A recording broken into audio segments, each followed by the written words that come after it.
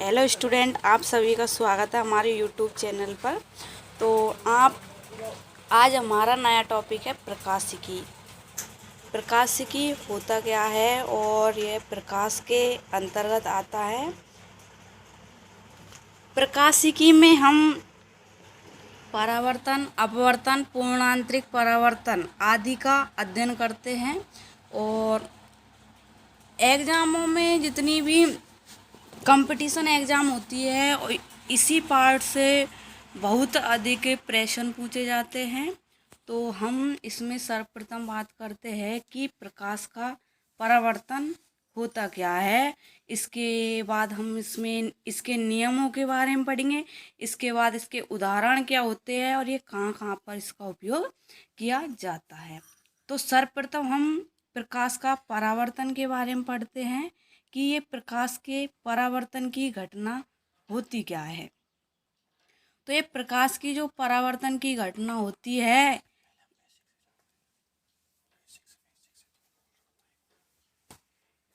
प्रकाश के परावर्तन की घटना में जैसे कोई हम एक दर्पण लेते हैं। दर्पण जैसे आप सभी जानते होंगे कि दर्पण क्या होता है।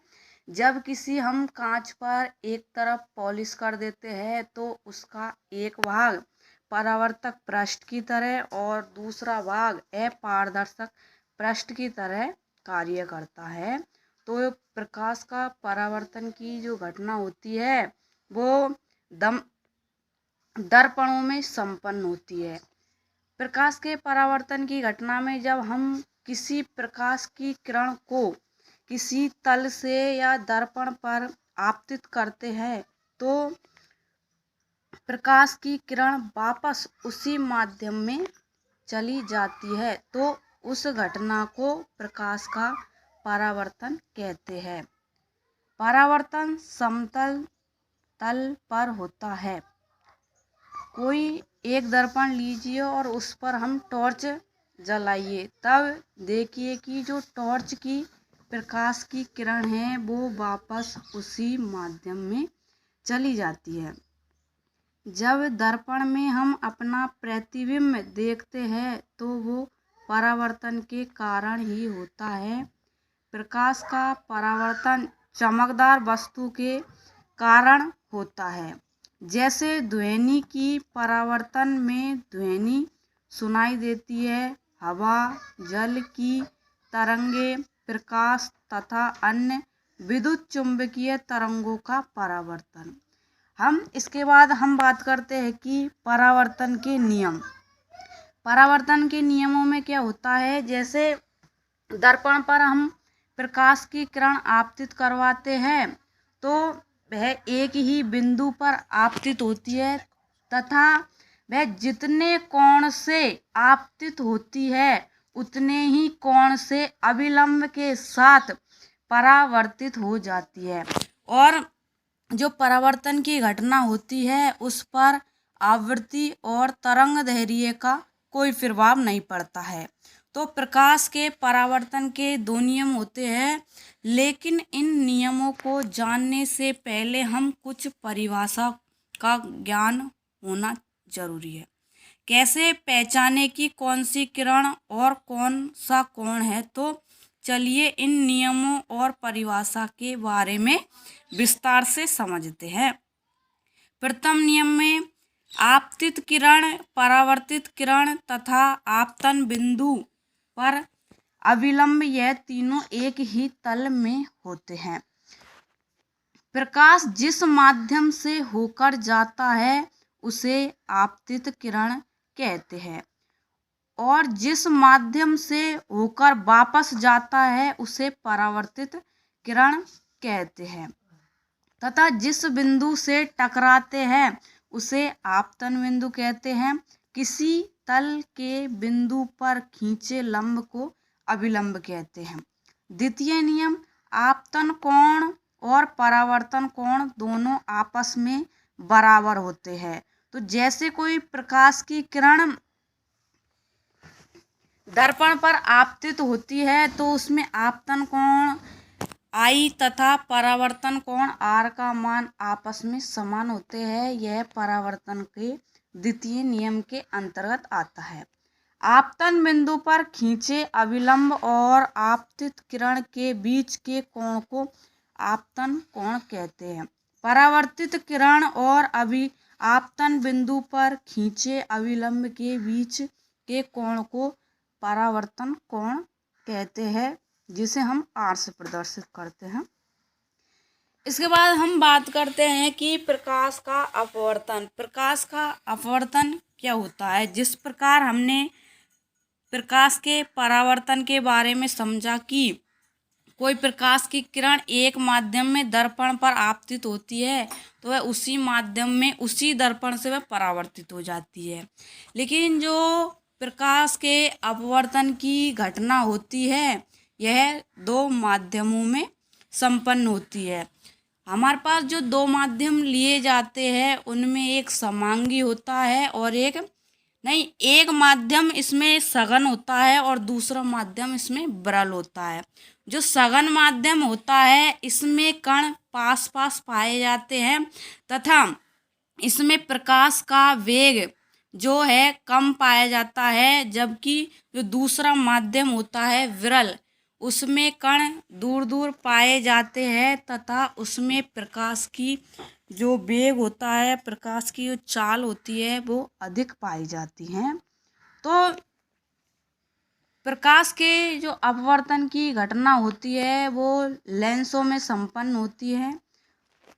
जब प्रकाश की किरण एक समांग माध्यम से दूसरे माध्यम में प्रवेश करती है तो वह अपने पथ से विचलित हो जाती है। इस घटना को ही प्रकाश का अपवर्तन कहते हैं।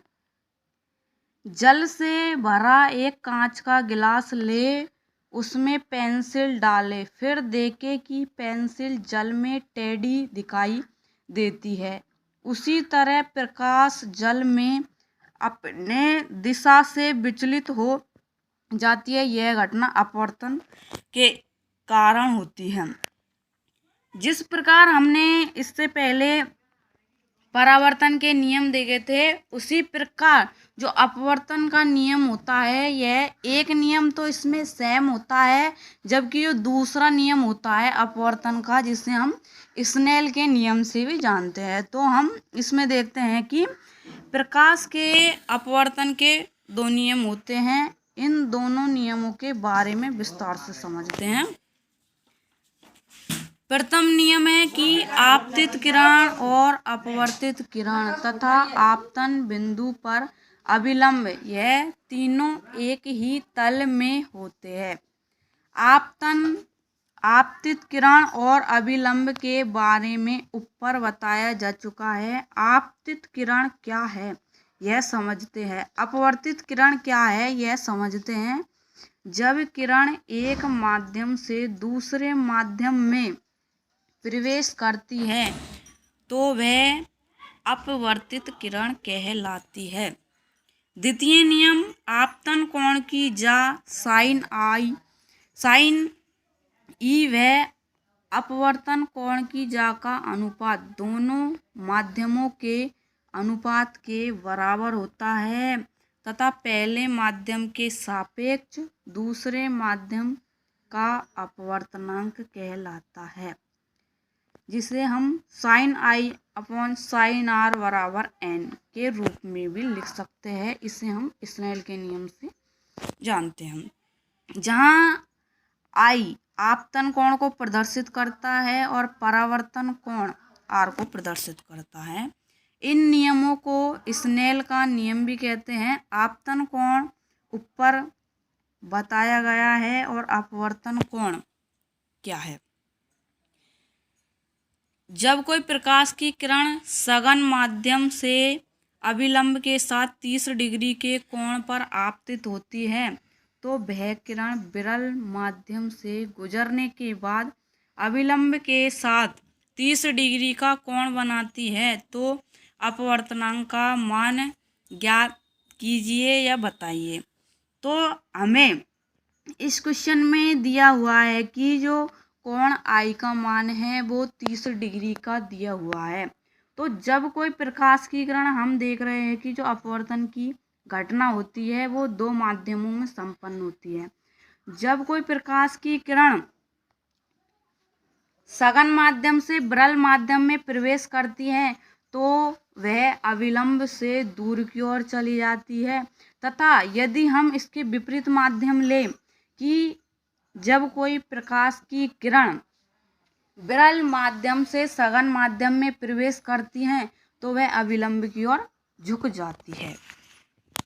तो इसमें हमें कोण आई का मान 30 दिया हुआ है तथा कोण आर का मान 60 डिग्री दिया हुआ है। तो हम स्नेल के नियम में इसका मान रख के हम अपवर्तनांक का मान ज्ञात कर सकते हैं। तो साइन आई का मान हमें 30 डिग्री दिया हुआ है और साइन आर का मान हमें जो है वो 60 डिग्री दिया हुआ है। साइन 30 का मान होता है 1/2 और साइन 60 का मान होता है √3/2। तो हम यहाँ पर इसका मान रख के इसका मान अपवर्तनांक का मान ज्ञात कर सकते हैं। अपवर्तित किरण और अविलंब के बीच के कोण को अपवर्तन कोण कहते हैं। परावर्तन और अपवर्तन में अंतर। प्रकाश की किरण जिस भी तल से टकराती है वह टकराने के बाद विचलित जरूर होती है। यह परावर्तन या अपवर्तन के कारण होती है। तो चलिए जानते हैं इनमें अंतर क्या है। परावर्तन में किरण जिस माध्यम से आते हैं फिर उसी माध्यम में वापस लौट जाती है या परावर्तित होती है। तो यह घटना परावर्तन की घटना कहलाती है। इसमें आवृत्ति और तरंग दैर्घ्य पर कोई प्रभाव नहीं पड़ता है। परावर्तन में किरणें एक ही माध्यम में जिस सतह पर जिस कोण से टकराती है उसी कोण पर परावर्तित हो जाती है। जिस प्रकार हमने परावर्तन का द्वितीय नियम देखा था कि जो आपतित किरण है और परावर्तित किरण के मध्य कोण बराबर बन रहा था, तो ये द्वितीय नियम का अंतर्गत आता है। अपवर्तन में किरणें एक माध्यम से दूसरे माध्यम में प्रवेश करते हैं और अपने मार्ग से विचलित हो जाती है। ये हमने देखा था कि यह अपवर्तन की डेफिनेशन कहती है। अपवर्तन में प्रकाश की दिशा और गति दोनों बदल जाती है। तो अपवर्तन जैसे ही कोई प्रकाश की किरण सरल से विरल माध्यम में या विरल से सघन माध्यम में प्रवेश करती है तो वह अविलंब से दूर हट जाती है या अविलंब की ओर आती है। नियमित परावर्तन और अनियमित परावर्तन में अंतर। प्रकाश की किरण पहली घटना में नियमित दिशा में जाती है तो दूसरी घटना में अनियमित दिशा में जाती है। तो जानते हैं कि कब यह नियमित होती है और कब विसरित हो जाते हैं।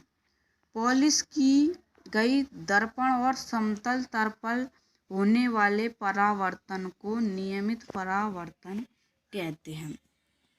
हम दर्पण में नियमित परावर्तन के कारण ही अपने आप को देख पाते हैं। अनियमित परावर्तन या विसरित परावर्तन एक दिशा में नहीं होती है। सभी परावर्तित किरणें एक दूसरे के समांतर नहीं होती है। यह चिकने तल पर परावर्तित नहीं होती है।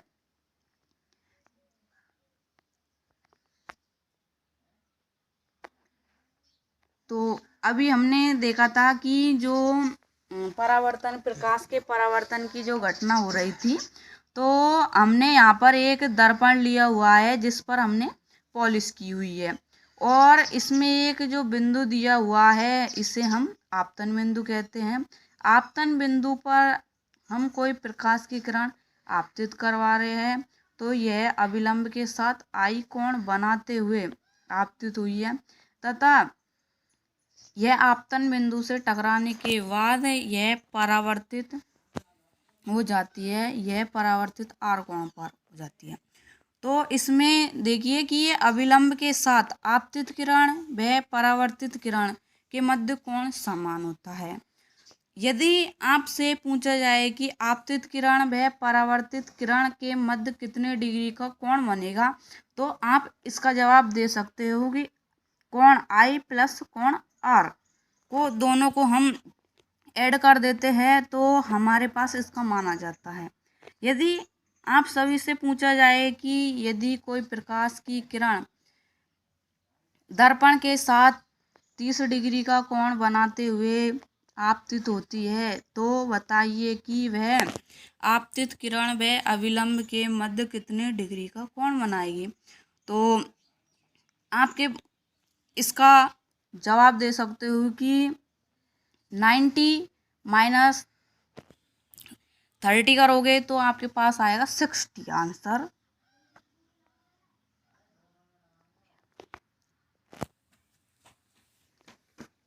इसके बाद हम देखते हैं कि जो हमने अपवर्तन की घटना पढ़ी थी, तो अपवर्तन की घटना में हम देख रहे थे कि जब कोई प्रकाश की किरण सघन माध्यम से विरल या विरल माध्यम से सघन में प्रवेश करती है तो वह अपने पथ से विचलित हो जाती है। तो जल से भरे हुए पारदर्शी गिलास में पेंसिल के द्वारा जल में अपवर्तन की क्रिया को देखा जा सकता है। तो यदि हम पानी में पेंसिल का टुकड़ा या लकड़ी का टुकड़ा डालते हैं तो वह अपने मार्ग से विचलित होता हुआ दिखाई देता है। इसी प्रकार एक्वेरियम में रखी हुई मछली अपने वास्तविक आकार से बड़ी दिखाई देती है। इसी प्रकार इसके अन्य उदाहरण भी हम दे सकते हैं कि जो नींबू को हम जल में डालते हैं तो वह अपने वास्तविक आकार से बड़ा दिखाई देता है। इसके बाद हम आगे की वीडियो हम कल नेक्स्ट पार्ट इसका हम कल देखेंगे। और वीडियो अच्छी लगी हो तो प्लीज़ इसको सब्सक्राइब करें और लाइक करें। Thank you for